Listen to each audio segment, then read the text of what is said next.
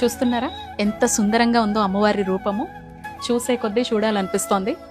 ఆషాఢ గుప్త నవరాత్రులు, వారాహి నవరాత్రులు జరుగుతున్న సందర్భంగా ఫస్ట్ టైం అన్నమాట. నాకు తెలిసి మీరు ఎక్కడ కూడా ఇంత సుందరమైనటువంటి రూపాన్ని, ఇంత క్వాలిటీ ఆఫ్ నగలతోటి చక్కగా అమ్మవారే సాక్షాత్తు వచ్చి కూర్చున్నట్టుగా చూసి ఉండరు.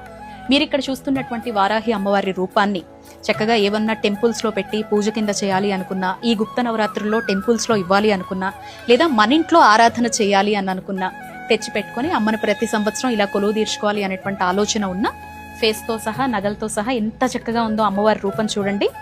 ఎవ్రీథింగ్ కూడాను ఇప్పుడే వచ్చిందనమాట ఈ రూపం అనేది. అసలు ఎలా ఎక్స్ప్లెయిన్ చేయాలో కూడా నాకు అర్థం కానంత సుందరంగా అమ్మ ఆకట్టుకుంటోంది. ఇక్కడ వీళ్ళ క్రియేటివిటీ మొత్తం కూడా మీకు తెలుస్తుందండి. బాగా అబ్జర్వ్ చేయండి. చూడండి అమ్మవారి జడ కావచ్చు, వీటికి పెట్టినటువంటి క్వాలిటీ ఆఫ్ స్టోన్స్తో ఉన్నటువంటి ఈ బ్రాస్ జ్యువెలరీ కావచ్చు, ఏదైనా కూడా ఒక 10 ఏళ్ల వరకు చెక్కు చెదరదనమాట.